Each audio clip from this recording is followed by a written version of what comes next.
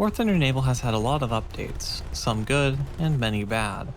Lots of mechanics are added in one patch and then removed in the next, and some things like ammunition detonations constantly change from update to update. However, one mechanic has remained consistent for over a year now, not enough free crew members for repair.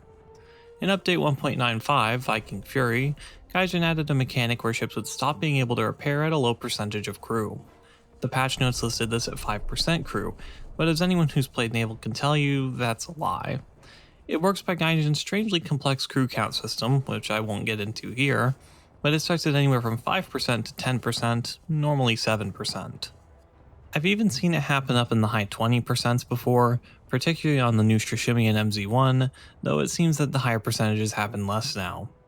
As for what the mechanic does, it simply removes the ability to repair, unwater, and fight fires after turning on. In a dev Q&A in April of 2020, there was a question about improving the mechanic. The answer we got back was about as out of touch as the Free Abrams incident, claiming it made a ship's death more vivid and interactive. Yes, that's right, Gaijin believes that removing the ability to repair makes the game more interactive. The mechanic was unchanged for roughly a year, until about a week before the launch of Update 2.5 X-Way Strike. Rather than doing anything to improve it, upon the mechanic activating, it causes a ton of centerline hull breaches to ensure that the ship will sink. This also came with a massive increase to the rate at which ships sink, where it went from realistically slow to taking a ship from upright to fully turned over in about 20 seconds. Even if you have no hull breaches upon hitting the low crew percent and the mechanic kicking in, the ship will just rapidly lose flotation and sink. Now this mechanic seems to be one that's implemented for the sake of realism, when really it just isn't realistic at all. The difference between 8% and 7% is about as big as the difference between something like 25% and 24%, but at the lower percentages it just suddenly removes all of your repair options at once. You can survive indefinitely with your crew in the low 20% or 10% with no problems, but the moment you go beneath that, suddenly you can't repair at all and just immediately sink. The sinking speed is also much higher than it would be in real life, so what's meant to come off as a realistic mechanic on Gaijin's end comes off as excessively arcadey. It's not good on the gameplay side of things either. There are only a few cases where it really comes into play, and all of them are negative as far as gameplay goes.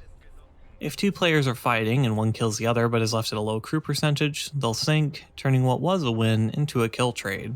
In other circumstances, a player getting into cover after being shot, only to have their ship capsize from what would be easily repairable damage if they could actually turn on their repair abilities. Or, if a player is at a low crew percent and gets hit by long-range ship damage from spam, then they'll just sink even if the other player barely damaged them. None of this makes for better gameplay, it's just the game suddenly telling you died even if your ship is perfectly fine since the crew hit a magical percentage, decided to stop working, and flooded the entire midsection of the ship. The only case where it's not particularly annoying is when it helps sink a battleship that just won't die, though that's more an issue of inconsistent battleship damage models and how many ships they face can't even damage them. I think it's comparable to how in aircraft, a damaged pilot had significantly worse control of the plane than an undamaged one, which was removed shortly after it was introduced for just being a bad mechanic. It's also as if we had a game mechanic where damaged tank crew would bleed out over time. It does nothing but remove a player's control and awards kills for an unfinished job. Now as for what to do about it. The idea of this mechanic is inherently flawed and should be removed, however there should be something added in its place to make damage control important. The focus should be on making the gameplay more dynamic, having players make choices rather than simply taking all of their options away. There are two ways that I can see this going, but they shouldn't be implemented together, at least fully. It would just be one or the other, not both. First, as the percentage of available crew gets lower, increase the penalty for using simultaneous damage control options.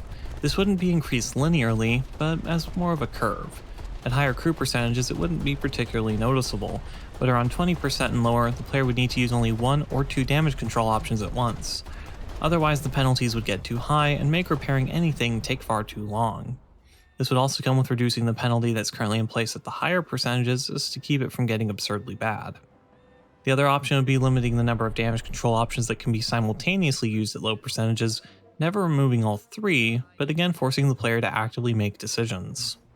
For instance, around 40%, you could use two damage control options at once, then at 20%, only one option at once. This makes damage control selection more important, but it never fully removes the option to do so, only limiting the amount of options that can be used simultaneously. If you had flooding and a fire, you would have to make a decision of which of them to fix. And with the other idea, you could try fixing both at the same time, but it might take longer than doing one and then the other. So you're actually having to think about it, rather than just seeing all your options gray out and thinking within a few seconds. Now, this isn't to say it'll completely fix the issues at hand. War Thunder's naval combat in general has the problem of killing his ship by knocking out the crew, which isn't realistic at all. But it would be an improvement on the gameplay side of things over the current unfinished, half-baked mechanic. As for how realistic it is that anything will actually change, I've been saying these exact same things for over a year now through the feedback I can give as a content partner with Gaijin, and absolutely nothing has changed, so something tells me that Naval will be stuck with this for the foreseeable future. Thank you for watching.